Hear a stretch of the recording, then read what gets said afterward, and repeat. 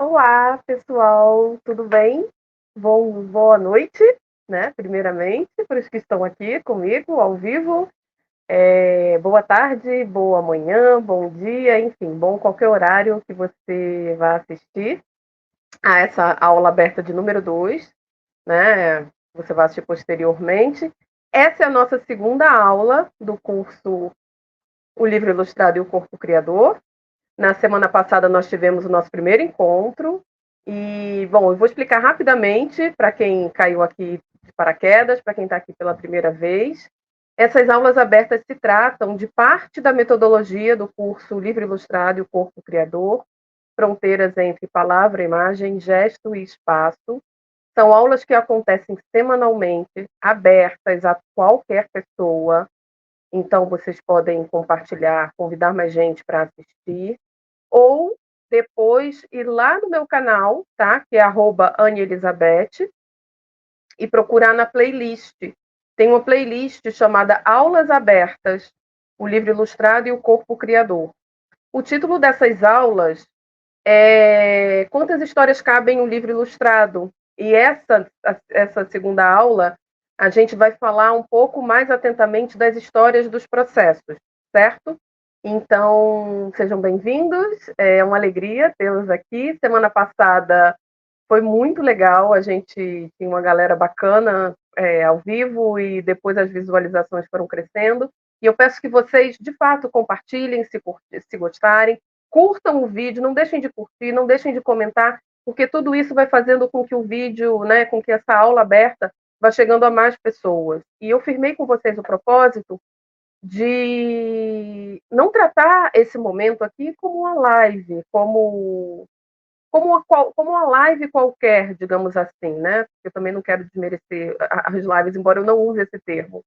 Eu quero reafirmar esse combinado aqui de ser um espaço de fato de troca de conteúdo, de troca de saberes, de troca de experiências.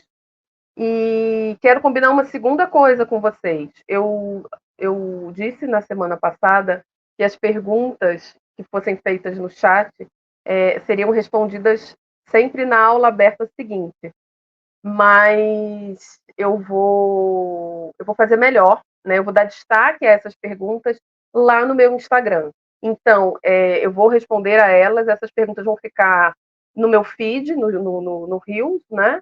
E também nos stories. Então, também é bacana. Quem estiver aqui, se ainda não me segue lá no Instagram, por favor, dá um pulinho lá, que lá é a continuação de um bate-papo que a gente começa aqui. Né? A ideia é ter essa troca entre os dois espaços, né? Então é só ir lá e vocês vão ver as perguntas que foram feitas na semana passada e vão poder também assistir as respostas para as perguntas dessa aula aberta aqui, que eu tenho certeza que vocês vão perguntar coisas. Por favor, perguntem para eu ter o que conversar no Instagram durante a semana, ok? Bom, na semana passada a gente conversou um pouco sobre essas tantas histórias que podem caber em um livro ilustrado, não somente nas imagens. Eu conversei um pouco sobre essa ideia do que é um ilustrador, né? Muito mais do que um desenhista, muito mais do que um expert em determinada técnica. O ilustrador é aquele que narra através da imagem que ele cria, ele conta uma história por meio das imagens, né? E daí ele vai recorrer a qualquer técnica que faça sentido para o trabalho dele, né? Daí essa ideia do corpo criador que não fica preso, emperrado numa técnica só porque não se trata de ser maravilhoso nisso ou naquilo. O grande barato do trabalho do ilustrador é o quanto ele consegue comunicar a partir da imagem, né? E, enfim, daí a gente conversou um pouco sobre estilo, eu contei um pouco sobre a minha trajetória, né, para trabalhar e para conversar também, para refletir, né, o meu desejo é fomentar reflexões, né, em vocês, para a gente refletir um pouco sobre sobre essa ideia, né, muito equivocada que a gente tem de estilo, como se estilo fosse gostar de lápis de cor, ou de aquarela, ou enfim. dessa ou daquela técnica. E estilo é muito mais o que a gente traz dentro da gente, o que a gente consegue acessar de dentro de nós e levar para fora e compartilhar, né? E daí a necessidade desse corpo conectado com a própria criação, é tudo uma coisa só. E então na aula número 1 a gente ficou mais fixado nessa ideia da história das pessoas, através um pouco, né, da minha trajetória, né, do meu compartilhar um pouco com vocês a minha trajetória, eu pude falar um pouco disso. E essa semana a gente vai falar um pouco das histórias dos processos, né? Para quem não sabe, a minha principal pesquisa acadêmica, né, é sobre processos de criação. Isso sempre foi um assunto que me interessou muito. Eu sempre refleti muito sobre os meus processos de criação, sempre gostei de saber dos processos das outras pessoas e gosto de estudar sobre isso, né? Então, a minha dissertação de mestrado fala, né, de processos de criação e as histórias dos processos, né, quando eu quero falar, quando eu evoco essa coisa das histórias dos processos, é, eu quero dizer também que não existe uma única maneira de fazer um livro, não existe um único caminho para um livro ilustrado ser gestado. Os processos são inesgotáveis e eu acho que para cada livro que existe um processo muito particular, muito próprio, né? E eu vou, a partir de um que a gente pode chamar de estudo de caso, é uma coisa um pouco formal, mas eu quero trazer um pouco aqui, né, para a gente refletir a partir de algo bem concreto, o processo de criação da coleção Primeira Infância, que é uma coleção que eu criei de livros para a primeira infância, editado pela Cortez, pela editora Cortez, né? Então são livros, é uma coleção que começou com 6 livros, né? Eu vou mostrar para vocês já já. E ele tem mais um digamos, um filhote, né? Um filhotão que junta um pouco, que condensa um pouco esses livros num só. Então, hoje eu vou mostrar para vocês um pouco de como ele nasceu, de como ele surgiu, quais foram as primeiras ideias, né? E deixa eu pegá-los aqui. Bom, quando eu me refiro à primeira infância, eu estou falando daquela faixa etária de 0 a 6 anos, né? Que passa por toda a educação infantil até o ano 1 do primeiro ciclo, né? Que é o ano do início da sistematização de um processo de alfabetização. E quando quando eu concebi essa coleção, eu era diretora de um espaço de educação infantil na Secretaria Municipal de Educação do Rio de Janeiro, né? Eu trabalhava com bebês de 6 meses, que é a idade mínima, era na época, tá? Isso, gente, eu estou falando de 2013, quando eu saí, tá? Eu entrei para a creche em 2007, eu tinha o cargo de professora articuladora, que eu considero é um cargo muito peculiar, mas ele se aproxima de uma coordenação pedagógica, digamos assim, porque o professor articulador, que é um cargo que eu confesso que eu não sei se existe ainda, certo? Porque, evidentemente, as coisas mudam e vai fazer 11 anos que eu saí do município, então não sei. Mas, à época, era o professor responsável por articular as atividades da creche por um viés, por um olhar absolutamente pedagógico, certo? A gente precisa ter em mente que, naquele momento, na Secretaria Municipal de Educação do Rio de Janeiro, a gente estava num processo de migração das escolas da Secretaria de Assistência Social para a Secretaria de Educação. Ou seja, a gente estava mudando drasticamente, naquele momento, a maneira como as próprias secretarias, como a própria prefeitura compreendia o que era um espaço de educação infantil, o que era uma creche, o que era educação infantil, né? Se antes a gente tinha muito a ideia de que era um espaço, quase que um depósito de crianças, que ficavam lá sendo cuidadas, né, tendo suas necessidades básicas atendidas né, passando o dia, sendo bem cuidadas, para que os pais pudessem ir trabalhar. Quando ela migra para a Secretaria de Educação, vem junto com isso toda uma ideia de que este momento precisa ser encarado como um momento pedagógico, como um momento vital e crucial para a formação desse cidadão, desse ser humano que está ali, né? Os primeiros 6 anos de vida são anos cruciais para o desenvolvimento de uma pessoa. E foi muito bonito esse momento. E eu lembro quando eu cheguei na creche, a creche municipal Miriam Pires, era de fato uma creche que estava saindo de uma secretaria para ir para outra. E a gente recebeu, eu e a diretora da época, nós recebemos uma equipe que trazia esse olhar, que eram de atender os cuidados essenciais. Banho, né, a higiene da criança, as 4 refeições, né, mantê-los alimentados, e atividades recreativas que, claro, que passavam claro que tinham um cunho pedagógico, de alguma maneira, mas não existia um trabalho sistematizado, né, isso que eu quero dizer. E a gente recebe esse grupo de funcionários, que eram funcionários todos terceirizados, com essa missão de, de, de transicionar mesmo, né? De uma concepção para outra. E mesmo quando eu assumo a direção, eu tinha um... Bom, eu acho que a função de um diretor ela é essencialmente pedagógica.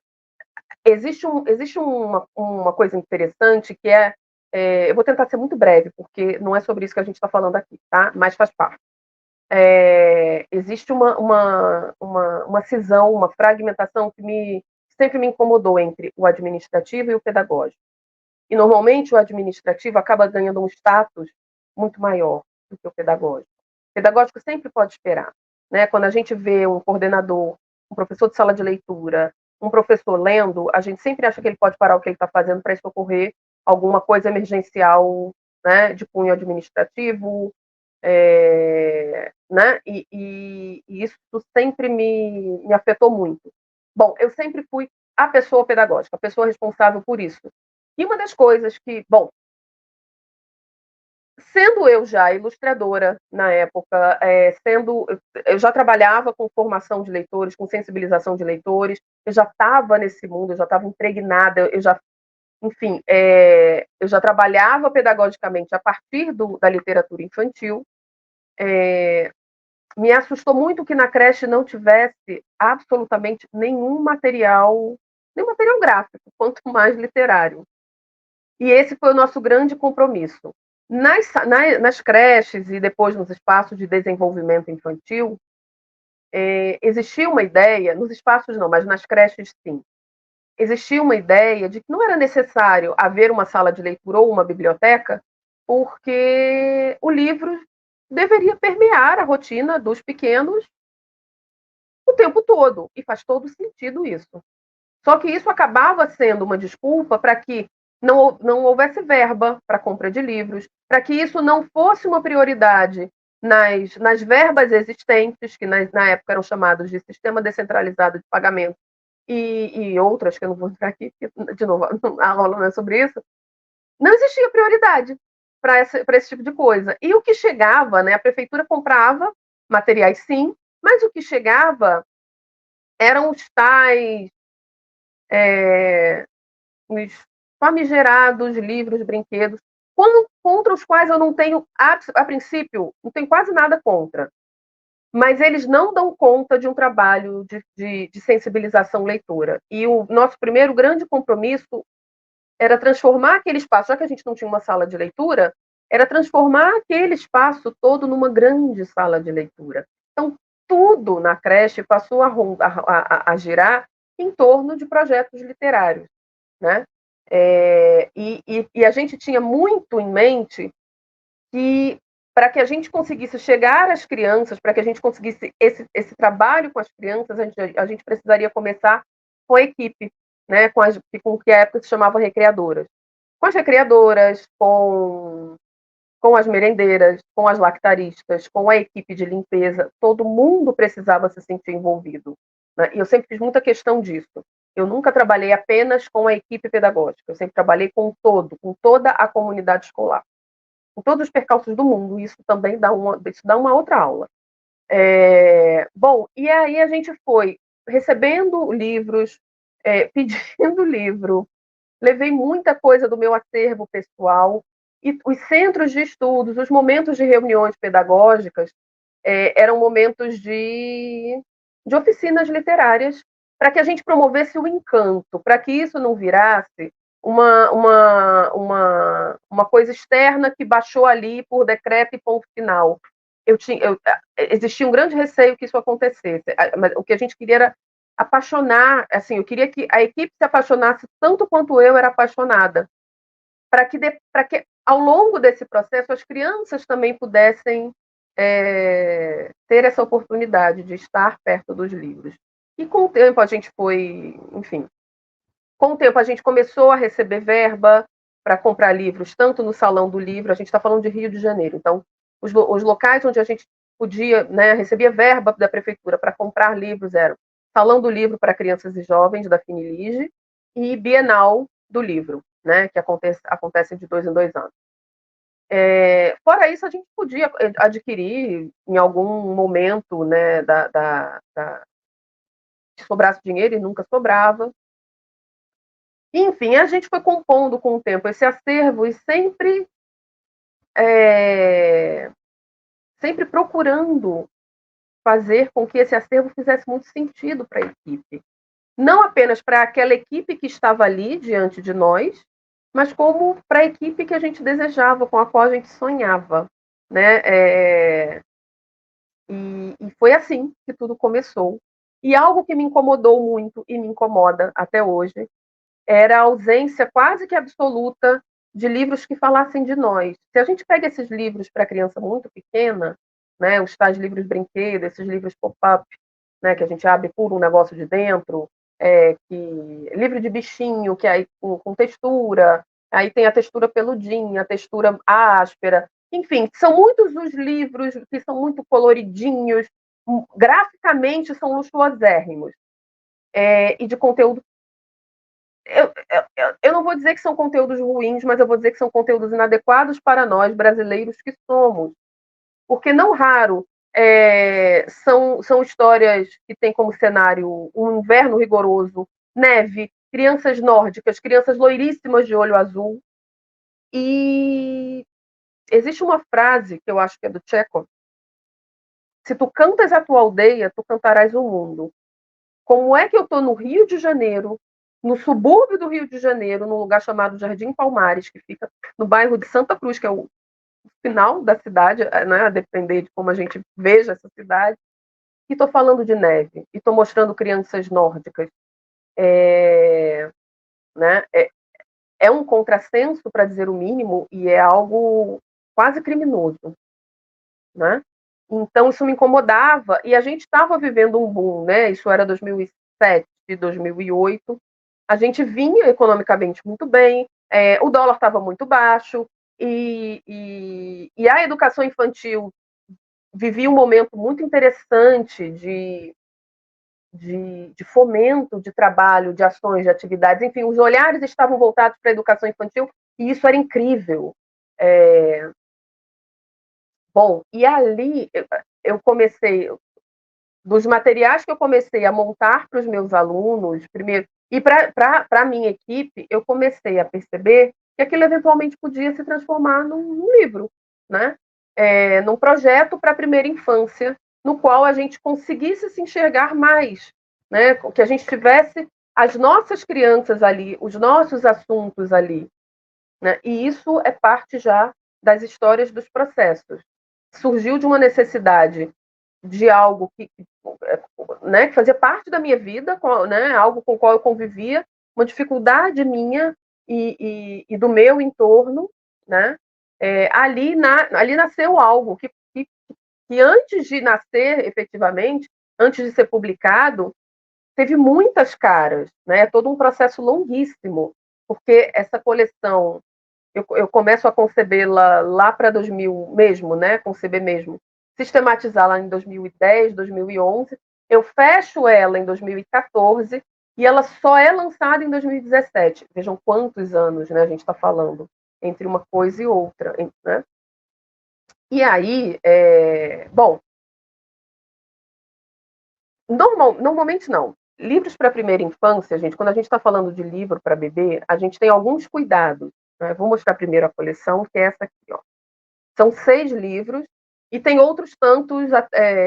Eu fiz, na verdade, eu fiz um pool de textos, né, de possibilidades em torno da rotina de uma educação infantil. Né? Eu queria que esse livro tinha um destinatário muito claro. Era a criança brasileira que frequenta creche, que a gente espera. Bom, houve um aumento desse acesso à creche. Eu sonhava à época com a universalização desse acesso. Então eu falava essencialmente o meu destinatário, se a gente estiver falando, né, no jargão da literatura infantil, o meu destinatário era essa criança de creche. Se a gente estiver falando, se eu estiver falando com o pessoal do marketing, a minha persona era essa criança de creche, tá? Então, eu comecei com 6 livros, que são Eu Já Sei Mexer o Corpo, Eu Já Sei Brincar, Eu Já Sei as Cores. Não é muito legal mostrar aqui porque tem esse brilho, né?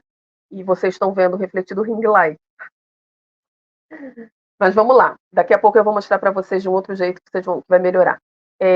Eu já sei as formas geométricas. Eu já sei as letras do meu nome. E eu já sei contar. São temas que tem muito a ver com esse ambiente de espaço de educação infantil. Né? E aí, nesse momento, eu quero só comentar com vocês. Em algum momento vai aparecer, gente, que o meu microfone está preso aqui na minha blusa, com fita crepe, tá? O nome disso é produção, é bastidor. Eu estou aqui tentando disfarçar, mas vai aparecer porque eu vou me mexer. Enfim, o que eu estava falando? Enfim, são assuntos que permeiam, né, a rotina de uma creche, mas mais do que isso, né, o que eu queria comentar era quando a gente pensa um livro para esses bebês, né, tão novinhos. É claro que livro, gente, eu acho que qualquer livro pode estar na mão de qualquer pessoa, de qualquer faixa etária. E eu uso sempre como exemplo, porque as pessoas falam assim: ah, mas vai rasgar, ah, mas vai estragar. E aí eu lembro algumas coisas. A primeira delas, livro é material consumível. O livro é perecível, ele tem um prazo de validade. Sim, livro é para estar na mão do leitor. Para o leitor rasgar, essencialmente? Não, mas faz parte da formação leitora, inclusive o saber tocar, o saber manusear, o saber pegar, né? O saber que força, que pressão eu preciso usar na mão para virar a página de um livro como esse, que é de folha cartonada, né? Folha cartonada é essa folha durinha. E aí a gente tem a folha cartonada, que nesse caso aqui é um material que me parece PVC, né? Acho que tem alguma laminação, eu não vou saber exatamente, porque ele foi impresso na China, eu não vi. Enfim, mas me parece que tem uma laminação aqui. Tem outros que vocês vão reparar, se vocês olharem, né, enfim, tiverem acesso a livros para essa faixa etária, que são em papel Paraná, que é uma espécie de papelão, tá? Bom, mas eles são mais durinhos para, né, para dar essa estabilidade para as mãozinhas pequenas, né, de segurar, de manusear, de virar, de fazer assim, fazer assado. Eu tenho um amigo editor que chama isso aqui de livro da baba e do vômito, porque também nesse livro aqui Se a criança babou, se a criança botou a boca, se a criança lambeu, né? Se a criança coçou a gengiva porque o dentinho está nascendo, vai ficar o DNA do baby e a gente vai passar um paninho, a gente vai dar uma limpadinha. E não tem problema, porque esse material resiste, né? Uma outra coisa, se vocês repararem, tem livro que a gente grampeia, né? Tem livro que é de lombadinha colada. Livro para bebê, né? Se a gente pensar. Aí a gente está falando de aspectos de segurança, né? Para o conforto também desse leitor. Livros para bebês não podem ser grampeados, porque se aquele grampo sai do livro e vai parar na boquinha da criança, a gente tem um acidente. Se vocês repararem também, os livros para bebês têm a pontinha arredondada. Por quê? Porque eles fazem de tudo com o livro, né? E aí, se bate né, pertinho do olho, tudo não vai machucar, tá? Então, a pontinha arredondada, o tamanho, esse tamanho aqui é 16 por 16, mas a gente encontra esses formatos 12 por 12. São livros, em geral, menores, para caber na mãozinha deles, certo? Isso tudo, gente, são questões, a gente está falando aqui de questões de mercado, questões de produto, ok? De novo, eu volto no assunto. Isso aqui é super importante, tá? É muito importante quando a gente vai pensar um projeto, pensar o todo desse projeto. Normalmente a gente não pensa isso sozinho. A gente pensa com uma equipe. E eu vou explicar isso melhor. Mas o que eu quero dizer quem conhece a coleção da Mary e do Eliardo França, a coleção Gato e Rato, da Ática, que é uma coleção, acho que quando eu era criança, ela já não era lançamento. É um classicão. Eu acho que não tem criança que não tenha sido alfabetizada em algum momento com aqueles livros, né? Tem Tuca, Vovó e Guto, Dia e Noite, tem vários. Dia e Noite eu acho que é o meu. Tem um do trem. O do trem é lindo, enfim. A coleção Gato e Rato, o que eu quero falar sobre ela é o seguinte: é incrível aquele material. E é um material, até hoje, feito com papel couché super fininho. Inclusive a capa é um papel couché. Talvez hoje tenha mudado um pouco. Eu acho que ela andou sendo relançada, né? Mas e a gente manuseava aqueles livros e eles quase não sofrem avaria. Na creche a gente colocava esses livros assim, livros como o da Mary do Eliardo França, qualquer livro na mão da criança. E acreditem, gente, eu já vi livros sofrendo muito mais avaria na mão de adulto do que na mão das crianças, tá? E lá a gente fazia questão, realmente, a gente tinha o primeiro dinheirão que a gente recebeu, a primeira verba grande, a gente mandou fazer uns móveis planejados, então tinha umas estantes que a gente colocou bem baixinhas, porque eles são pequenos, né? São crianças eles saem de lá com 4 anos, né? Eles terminam, eles fazem berçário 1, berçário 2, maternal 1, maternal 2. Eles saem aos 4 anos de idade para fazer ainda 2 anos de educação infantil na escola de ensino fundamental. Então são pequenos.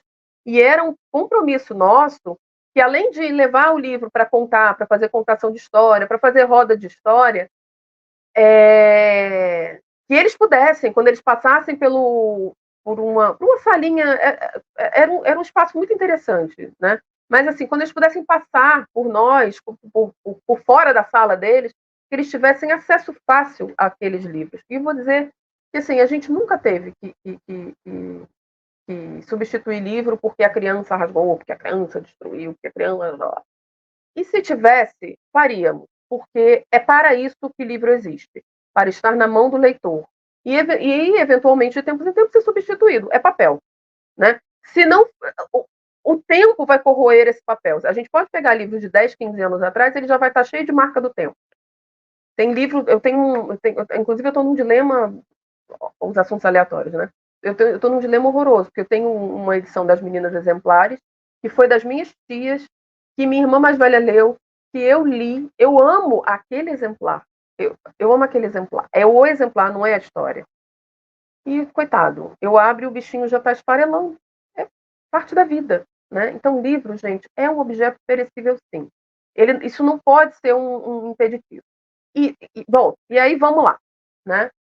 Vou abrir aqui uma apresentação Deixa eu adicionar ao palco a apresentação e voltar do início, porque eu já estou aqui, já estou no slide 8, gente. Nem sei porquê. Ai, socorro, finjam que não estão vendo. Bom, vamos lá. Eu vou abrir, vou aumentar. Acho que assim fica melhor, né? Eu estou com eu tô com dois monitores, né? Dois aparelhos. Então, eventualmente, eu vou olhar para lá, tá? E aí, vocês estão vendo aqui os 6 livros que eu mostrei para vocês, ok? Calma. Vamos lá, vamos lá. Como nasceu, né, a coleção Primeira Infância? Tudo isso que eu estou contando para vocês, gente, é processo, ok? E aí, uma coisa que eu ia falar, esqueci, agora eu lembrei, vou falar antes que eu esqueça novamente, é o seguinte, quando eu montei essa coleção, eu tinha esses compromissos todos que eu já mencionei com vocês, certo? E aí, uma coisa que eu sempre gosto de deixar claro, não são livros de literatura, são livros para a infância, porém, não são livros literários. Vou tirar aqui para falar isso olhando, né? Porque nem todo livro para a infância é livro literário. Literatura é uma coisa e livro é outra. E a gente vai tocar nisso em algum momento dos nossos encontros aqui. E tá tudo bem. Nem todo livro tem obrigação de ser literário. E nem por isso ele será ruim, nem por isso ele será de menor qualidade. Esse livro, essa coleção, nasceu na editora Cortez, né? É a editora que topou publicá-los. E o editor, à época, o nosso queridíssimo Amir Piedade, uma pessoa de quem eu sinto um carinho imenso e de quem eu sinto muita saudade, né? Ele nos deixou há um tempinho atrás. Ele me ensinou uma expressão chamada literopedagógica. E essa coleção tem esse caráter. Ela é livro, mas ela tem um compromisso pedagógico, tá? E que nem é necessariamente ensinar nem forma geométrica, nem nome, nem cor, não é esse aspecto pedagógico que predomina nessa coleção. O que predomina nessa coleção é a necessidade das crianças leitoras dessa coleção se identificarem naquelas páginas, se sentirem representadas naquelas páginas. Esse é o objetivo maior dessa coleção, tá? E por isso eu coloquei ali a rotina deles, eu coloquei a ambiência deles, e a gente vai agora entrar mais profundamente nisso, mas eu queria deixar isso claro, nem todo livro infantil será literário, e está ótimo. O que um livro precisa ter claro, né? Aliás, um autor de texto, de imagem, um editor, eu acho que precisam ter claros qual é o propósito daquele livro, certo? Ele existe a troco de quê? E às vezes essa resposta, gente, não é uma resposta pragmática. Também não estou afirmando isso, certo? Mas eu também não tenho nenhum pudor em dizer não é literatura. Então, não vai participar, talvez não participe de nenhum prêmio literário, não seja inscrito em nenhum, né? Não se enquadre em nenhum espaço literário, e está tudo bem, porque não foi feito para isso, ok? Eu gosto sempre, gente, eu acho que o que a gente precisa evitar são os equívocos, são os enganos. E saber classificar, para saber não ter esses conflitos, eu acho que é importante, ok? Vamos lá, deixa eu voltar aqui para a nossa apresentação. E aí, bom, os 6 livros, né, que eram são 6 originais, eu tinha alguns outros textos que falavam de outros momentos, né, da rotina de uma criança de uma creche brasileira, e de uma creche carioca, porque eu conheço bem a minha creche, né? Já não é mais, nunca foi minha, não era minha, mas enfim, vocês entenderam. Eu não posso falar da totalidade das creches do Brasil, tá? Que está do mundo, que dirá do mundo. Então vamos lá. É... E aí a gente optou por fazer esses primeiros 6 com esses 6 títulos, porque são títulos muito abrangentes, né? Toda criança pequena, em algum momento, até o pai, a mãe, a avó, a família, enfim, a família, né? As pessoas que fazem parte do círculo daquela criança, a gente ensina, né? A cor, a letra, o número, a gente gosta que a criança esteja inserida num ambiente alfabetizador. E também tem isso, assim, a persona, o destinatário essencial desse livro é a criança da creche, né? É para os professores da creche, para os agentes. Eu já não sei também mais qual é a terminologia correta, tá, gente? Eu não sei se é recriador, se é agente auxiliar de creche. Me digam aí se alguém souber. Mas é para esse profissional levar para a sala, para a sua sala de atividade e contar para as crianças, deixá-las manusear. Mas é também para a criança que está em casa, com seu familiar, com as pessoas, né, do seu círculo familiar, e ela também vai usufruir com a mesma qualidade, até porque provavelmente ela frequenta uma creche, se ela não frequenta, ela frequentará, né, acho que, né, ou deveria. Eu, sinceramente, sou muito partidária de creche. Bom, e aí, enfim, a gente começou os primeiros testes, porque eu comecei com esse material pensando nos pequenos textos, então eu fui criando pequenos textos. E dali a gente foi pensando nos testes. Vamos lá, né? Então, os testes com personagens, como seriam feitos esses personagens, qual seria a cor da pele, quem eram esses personagens,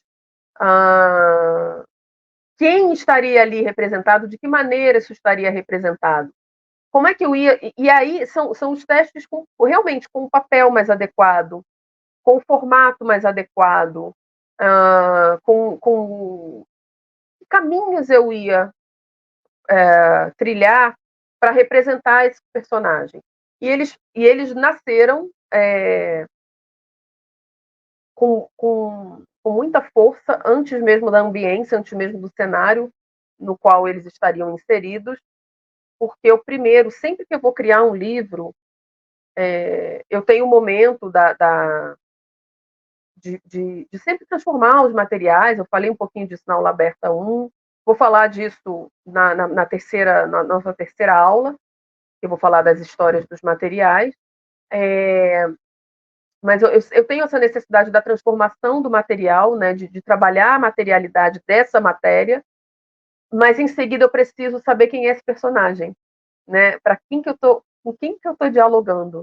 Então eu preciso dar carinhas a eles. E aí eu comecei aqui as brincadeiras, certo? E, gente, junto, né, num processo, porque tenham em mente uma coisa, não é nada linear também, tá?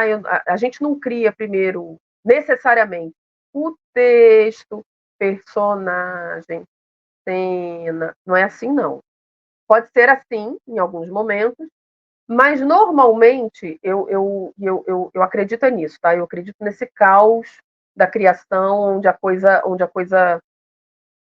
coisa sabe, se entrecruza, a gente vai e volta. Eu acredito, criação é isso, certo? Eu aboli linearidade da minha vida, aboli linearidade até da minha aula. Vocês veem que eu vou e volto e que eu vou falando, né?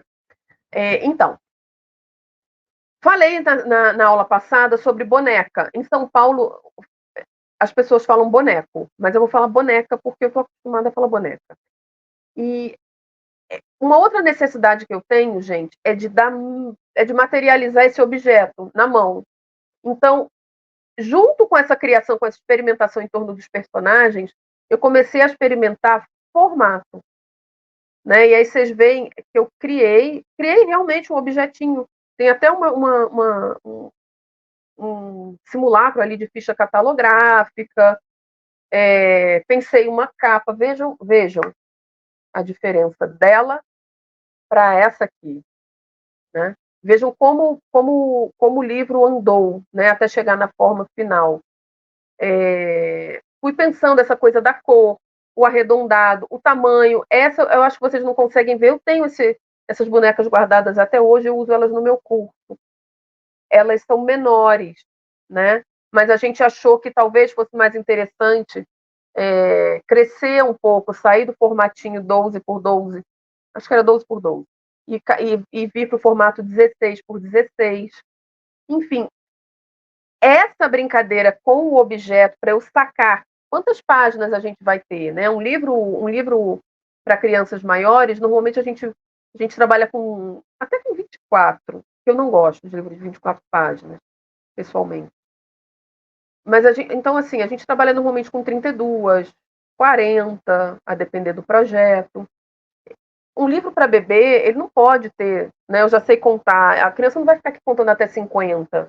A brincadeira é rápida, então a gente vai ter uma, duas, três, quatro, cinco, seis. Ai, meu Deus.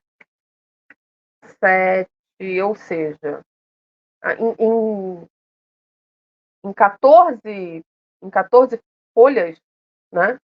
A gente tem que dar conta de contar a história desse livro, sabe? De narrar o que se pretende narrar aqui. É rápido, é jogo rápido. Então, como é que eu vou me adequar a isso? Né? Então, eu preciso desse objeto nas minhas mãos. Anne, mas tem software para isso? Tem, o InDesign faz isso. Mas a tela, gente, a tela não me diz nada, sinceramente, tá? Eu trabalho com design, trabalho até cada vez mais porque eu tenho aprendido a dialogar melhor com a tela. Mas, assim, eu ainda gosto do, do que salta, eu gosto sabe, do que está fora da tela, do que não é plano. Então, essa boneca para mim é essencial.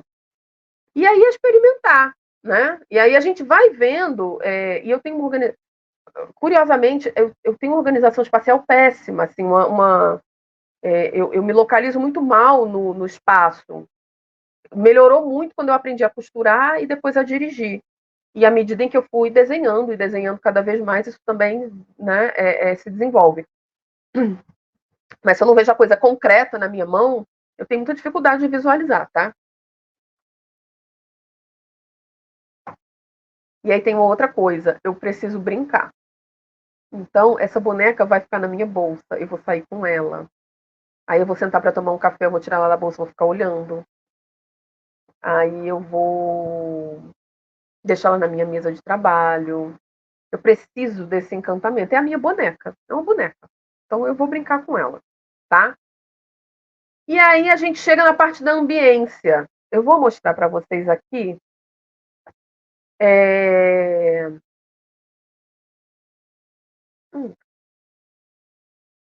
Ó, eu vou mostrar essa daqui, que é as formas geométricas. Começa da seguinte maneira. Hoje no ateliê de artes, nós conhecemos as formas geométricas. Você quer ver o que inventamos com elas? Então, se vocês repararem, tanto na imagem que está projetada, né, como aqui, primeiro, o fundo é completamente branco, porque a gente precisa que o texto escrito ressalte, né, tenha destaque, e a gente precisa que a criança enxergue os personagens. E o que é essencial, eles estão na sala. A sala, né, as salas da creche, né, onde eu trabalhei, eram muito isso, assim. Tinha uma pia para usarem, para lavar a mão depois das atividades, para lavar as mãos antes da refeição, etc. e tal. Tinha esse. Não era tijolinho, não, não era azulejo. Enfim, era tipo azulejo, que tem outro nome específico. Mas era isso, né? E por que era essa coisa azulejada? É, por uma questão de higiene mesmo, de asepsia, né? Enfim, é o mínimo essencial. No design, a gente tem uma regra da figura fundo, que é exatamente para que a gente possa ressaltar, da pregnância também, para que a gente possa ressaltar na imagem aquilo que é essencial para ser ressaltado. Para a gente narrar aquela história, o que é o mínimo necessário, para que não haja dispersões, para que a mensagem seja realmente passada, para que a gente não fique ali perdido, né? Nossa, o que eu faço? Para onde eu olho? Esse é um outro problema que eu vejo em muitos livros para a primeira infância, é o excesso. A gente acha que porque é criança tem que ter muita cor. Ai, tem que ter muita cor, tem que ter muito açúcar, tem que ter tudo muito. E não, pelo amor de Deus, não tem que ter nem açúcar e não tem que ter muita cor, não tem que ter cor excessiva, não tem nem que ter nada sobrando. Então eu vejo muito livro, gente, com as imagens vetorizadas. Eu fico assim, gente, mas para onde a criança olha? Né? E eu nem estou falando numa visão literopedagógica ou pedagógica somente, eu vejo numa questão de formação de um olhar estético mesmo, né? Né? Eu acho que o nome disso é educação visual, ok? Então essa ambiência precisava mostrar esse ambiente da sala de aula, digamos assim, né, da sala da creche onde eles viviam, onde eles estavam, onde se passam todas as histórias, e o mais clean possível. O que para mim na época foi um desafio, porque eu sempre fui do, né? E com o tempo eu fui meio. É maturidade, né? A gente vai amadurecendo também como profissional e vai aprendendo a falar com. Não é nem que o menos é mais, porque às vezes não é não. Às vezes o menos é só a pobreza mesmo. Mas o que eu preciso para falar sobre isso, certo? Então essa foi uma preocupação da ambiência. O uso das cores, gente, eu me concentrei nas cores. Todas essas decisões são decisões intencionais, certo? O uso das cores, eu optei pelas 3 cores básicas, que são o vermelho, o amarelo e o azul. São normalmente as 3 primeiras cores que a gente trabalha com a criança. Né? São as cores primárias, eu não chamo de primárias. Nas minhas aulas sobre cor eu explico sobre isso. São as 3 cores básicas. Né? E aí tem uma. Esse material todo foi com o professor que adquire, a escola que adquire, recebe esse manual explicando. É claro que dá para contar qualquer um desses livros sem saber de nada disso, tá? Mas todas essas coisas que eu estou explicando para vocês, além de fazer parte do processo, dão sustância, dão um arcabouço maior para essa história, tá? Então, vamos lá. O amarelo eu escolhi para trabalhar os 2 livros que eu digo que são os livros do berçário, né? Berçário 1 e berçário 2. Então, são livros que falam de mexer o corpo, de brincar com uma bola. Então, o que criança de berçário faz, gente? Criança de berçário, às vezes, chega com 6 meses para gente. Então, ela senta,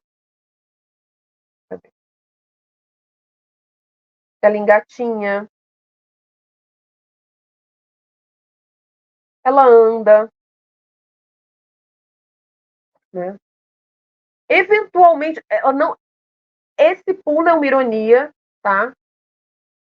Porque a criança, quem convive com criança nessa faixa etária sabe que ela tenta se projetar, mas ela não pula, ela não tira o pé do chão, tá? Então é uma brincadeira, é algo inclusive para se trabalhar com essa criança, que trabalha muito com essa criança. Eu já sei brincar. Então, o que criança de creche brinca nessa idade? No cavalinho, no espelho. Nossa, a criança adora espelho. Né? E a gente tinha um espelho, era o espelho pedagógico, que é aquele espelho que não quebra, né? Então ficava no corredor. Nossa, era incrível assim a maneira como eles interagiam. Brinca com bola, enfim. O que faz parte da rotina dessa criança de berçário? Esse tipo de atividade, que faz parte também de outras faixas etárias. Mas eu não posso, de repente, colocar aqui num livro desse, ando de bicicleta, porque não anda, vai andar de velocípede quando muito. Vai andar de bicicletinha, não vai, no berçário não vai, com um ano não vai. Não, acho que não, acho que não. Né? Então, tem isso, são coisas que foram fazendo parte do projeto. coloquei o vermelho, usei o vermelho para simbolizar o maternal 1, que é quando a gente começa a inserir algumas atividades com cor e com forma geométrica. Né? O das cores, por exemplo, começa assim: hoje está quente e vamos brincar lá fora. Ó, me falta de organização espacial, que eu não sei se eu vou para lá ou se eu vou para cá. Será um dia muito colorido, quer ver? E aí aqui está a turminha. Certo? Basta, gente, a turma. E aí eu coloquei ainda no fundo, para a gente marcar um pouco essa ideia né, do que é chão e do que é parede, coloquei esse ladrilhozinho aqui, que é um rodapézinho. Tá? Pronto. É o suficiente para colocá-los no chão, para ninguém estar ali solto no espaço. E para o azul, que é a terceira cor básica, coloquei assuntos que já permeiam a galera do Maternal 2, né, que são os veteranos da creche. Contar e as letras. Então, tem essa separação entre as cores. Se vocês reparem, né, quem pegar essa coleção nas mãos vai reparar que é uma turminha que começa, ó, bebezinha, tá? São os mesmos personagens no berçário, no maternal 1 e no maternal 2.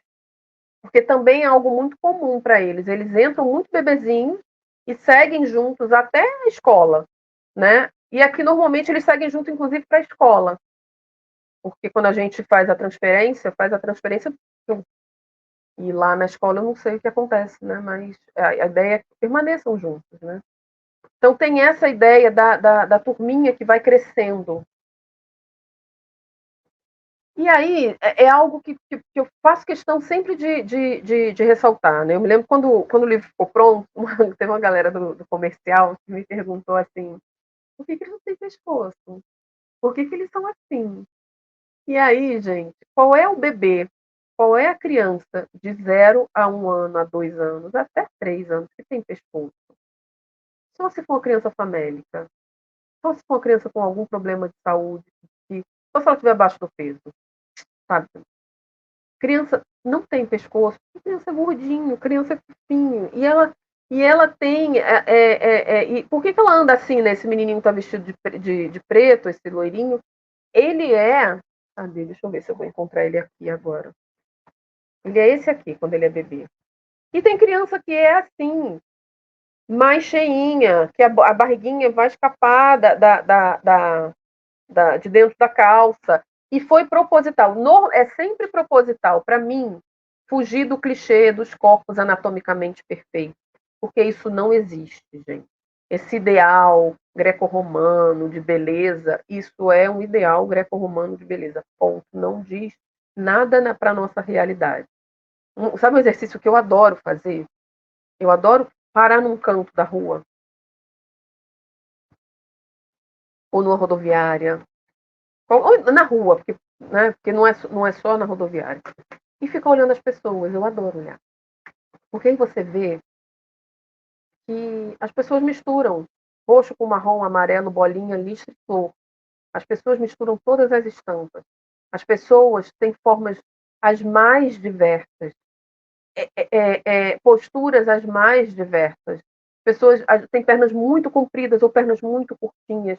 Pessoas são mais curvadinhas ou não. Enfim, tem gente de todas as formas. E isso, para mim, é um compromisso. É fugir dessa coisa anatomicamente, desse ideal anatomicamente perfeito. E com relação a essa faixa etária, ainda mais. Porque criança nessa idade tem muito pouco controle muscular, ela está aprendendo a dialogar com o mundo, o corpo está aprendendo a dialogar com o mundo. Então ela anda de um jeito diferente do nosso. Ela não para na fila porque ela não consegue, o corpo não consegue parar. Né? Enfim, isso era preciso que ficasse muito ali presente no livro, né? E eu queria esse pé na realidade, eu queria, por mais que eu simplificasse as formas, né? Eu não trabalho na hiperrealidade, mas eu também queria fugir de determinadas estilizações nas quais eu não acredito, tá? E eu firmo sempre esse compromisso nas minhas ilustrações, fugir desse clichê, que é muito ranço de livro didático antigo, tá? Para ser bem sincero. No livro das letras eu coloquei nomes, né? Né? A gente trabalhou com nomes. Olha quanta coisa, né? Para ir pensando. E eu fui escolhendo nomes nacionais, né? Bem que o que é nome nacional, né? Mas enfim, nomes de grafia fácil, e nomes mais usuais, nomes mais comuns, para que eles pudessem se reconhecer nesses nomes. E aí tem o tal do easter egg, que é uma coisa que eu acho bacana quando o professor sabe trabalhar, quando a gente sabe trabalhar com a criança, né? O adulto, né? Vou tirar o professor, vou colocar o adulto, que também pode ser em casa. Isso. Esse livro tem coelhinhos, então o coelhinho azul simboliza os livros azuis, o vermelho, os livros vermelhos, o amarelo, os livros amarelos. E tem uma coisa que eu adoro, eu me divirto. Cadê? Vamos procurar o coelhinho aqui. Isso, gente, isso é muito quando eu assistia She-Ra quando eu era criança. Eu ficava doida procurando o geninho. E aí o coelhinho está em algum lugar. É claro que nós, adultos, que só vamos achar o coelhinho rapidamente, na hora, né? A criança vai se divertir. Talvez ache também super rápido, porque criança é excelente leitura de imagem. Adulto não é excelente leitor de imagem. Engraçado isso, né? Enfim, mas também é essa brincadeira. O coelhinho faz parte do projeto visual, mas ele também está ali inserido na história. Ele pode ser um coelhinho de pelúcia que vive com aquelas crianças, né? Está ali naquela sala, né? Entre os 1000 bichinhos que frequentam aquela sala, está lá o coelhinho. Então, tem isso, assim, também tem essa ideia. E aí o livro, eu me lembro que esse livro foi fechado na Bienal de 2014, e nessa época, bom, a gente tem uma dificuldade de produção de livros assim no Brasil, porque a gente tem uma dificuldade gráfica, a gente não tem maquinário, que eu diga, gente, que faça a coisa de modo a produzir materiais de preço competitivo, tá? Então, assim, cortar livro, cortar folha com ponta arredondada é um problema, imprimir folha durinha cartonada é um problema, é tudo muito caro para a gente fazer aqui no Brasil. Com o dólar barato, a gente mandava produzir na China. Esses livros que eu estou mostrando para vocês, inclusive, são os primeiros que eles mandaram de teste para a gente, né? E é um trabalho impecável, né? Eles imprimem, mandam, e tem um diálogo, né, na feitura, né, nesse processo gráfico, para que a coisa saia perfeita. Então, foi um livro que começou a ser produzido efetivamente em 2014, né? Foi quando eu entreguei, fechei os livros, fechei contrato, concluí as imagens enfim, tudo em 2014. E aí, de 2014 até 2017, a gente passou a viver em outro país, né? O dólar disparou, enfim, etc, etc, etc. Não vou entrar nesse assunto aqui agora, eu juro. Mas o mercado editorial praticamente morreu, enfim, sucumbiu a uma crise muito grande, e a gente não tinha dinheiro, e a gente não tinha mais perspectiva, e passou a ser muito difícil produzir. Assim, hoje eu acho que eu não fecharia essa coleção. Em 2017, quando finalmente ficou pronto num esforço enorme da editora para finalmente colocar na rua. E a gente teve dúvidas se a gente ia mandar imprimir 2, se a gente ia mandar imprimir 3, mandar imprimir 1. E aí a editora generosamente e também com esperteza comercial, né? Falou, não, vamos fazer os 6, porque eles se vendem casados. E aí mandamos fazer, mas vejam, de 2014 até 2017, foram 3 anos para conseguir, né, capitalizar a coisa. E é isso, né? Esse foi um dos processos. Eu comecei esse processo sem editora, comecei fazendo algumas imagens, comecei criando alguns textos e trabalhando isso, levando para os alunos, para eles lerem, enfim, para ler com eles, para trabalhar com as equipes, para ter esse termômetro. Eu fui questionada à época por uma editora anterior à Cortez, foi uma editora que acabou não fechando comigo, se não seria o caso da gente tirar a cor de todo mundo, de todos os personagens, pensando no processo de exportação, né? Se eu quisesse vender esse livro para o país nórdico, né? Será que não seria o caso da gente colocar todas as crianças de uma corzinha só? E não, e aí eu não topei, esse foi um compromisso que o tempo inteiro eu tinha, né, de colocar crianças de muitas etnias e de muitas formas e de muitas cores e formatos, e que a Cortez captou na hora, sem eu precisar nem tocar nesse assunto, e enfatizou isso também o tempo inteiro. Então vejam, né, já estamos em 1 hora de live, e de aula aberta, e eu quero dizer, quero voltar, né, a comentar com vocês, que eu vou pegar todas as perguntas que estão sendo feitas e vou respondê-las à parte, né? Vou colocar no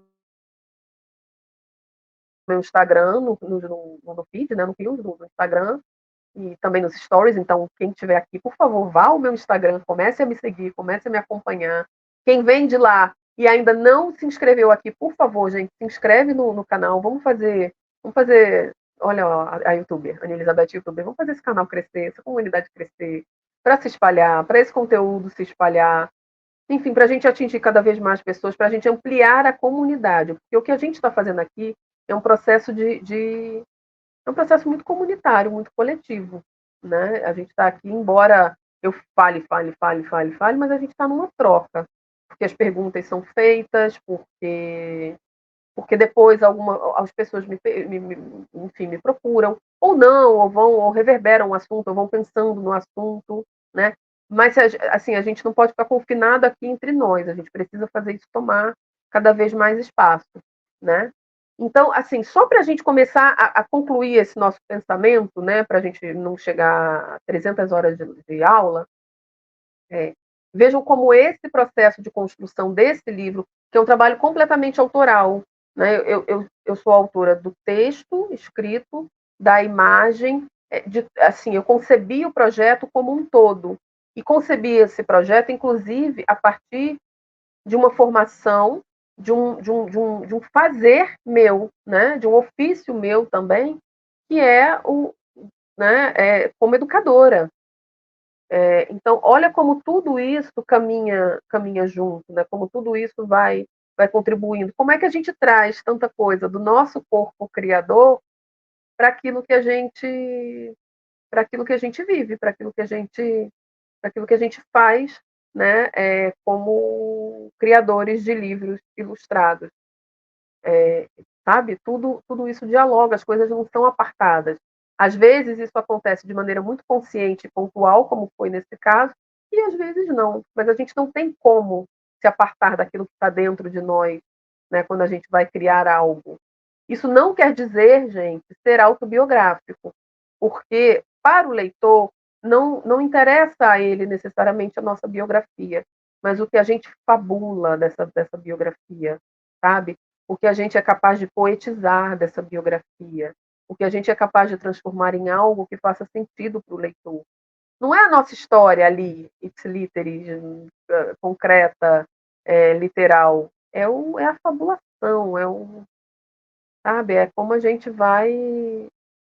O que a gente vai fazer dela? Né? É esse o grande lance. Né?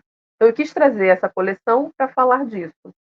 Nos próximos encontros, né, nas nossas próximas aulas, a próxima, eu vou falar das histórias dos processos pontualmente, vou trazer um outro livro, aliás, acho que eu vou trazer 2 livros que foram feitos na mesma época, usando materiais semelhantes, mas que vocês vão ver que são 2 projetos, e evidentemente tem semelhança porque foram feitos ambos por mim, né? As imagens, tá, gente? Dessa vez eu sou autora das imagens, mas o livro tem autoria de texto de outros profissionais. Mas eu acho que eu vou trazer os 2, não sei, vou pensar ainda, né?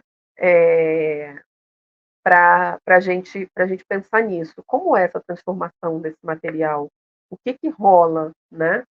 Desde a folha em branco até o caos e depois a organização desse caos, né? Então, quero dizer para vocês não perderem, estarem aqui comigo na outra semana, que é dia 25, 25, né? Dia 25 de março, nossa terceira aula aberta. Bom, quero agradecer a presença de vocês aqui mais uma vez comigo. Me digam, enfim, se vocês estão gostando, o que vocês estão achando, né? Algumas pessoas falam e tudo, mas assim, eu quero saber assim, o que vocês estão achando, o que vocês sugerem para próximos encontros, que curiosidades que vocês têm, que assuntos que eu começo também aqui, gente, a levantar e eu pulo, escapulo e vou para outro lugar e não termino, né? O pensamento que para mim está concluído porque tá em mim, mas às vezes eu acho que pode ser que eu não tenha concluído o pensamento para algum de vocês. Então, me digam o que vocês estão achando, quais são. Façam perguntas realmente, tanto aqui no chat quanto nos comentários, ou me procurem. Eu estou no Instagram, estou prioritariamente no Instagram, mas estou no Facebook, estou no LinkedIn, né? E é isso. Quero agradecer a vocês por mais essa segunda-feira, falar da minha alegria, que é estar aqui, né? Eu acho que uma coisa que me faz bem é dar aula, uma coisa que me faz bem é conversar e trocar. E parece que eu tô, né? Parece algo solitário, parece algo, mas eu me sinto muito acompanhada quando eu estou aqui com vocês, por mais que a gente tenha essa tela de distância, mas é sempre um processo muito gostoso e é isso, tá bom? Boa semana para vocês. Quem estiver assistindo no gravadão também, um beijo bem grande. E voltem sempre, voltem semana que vem, voltem mais vezes, compartilhem essa aula. E é isso, tá bom? Um beijo enorme.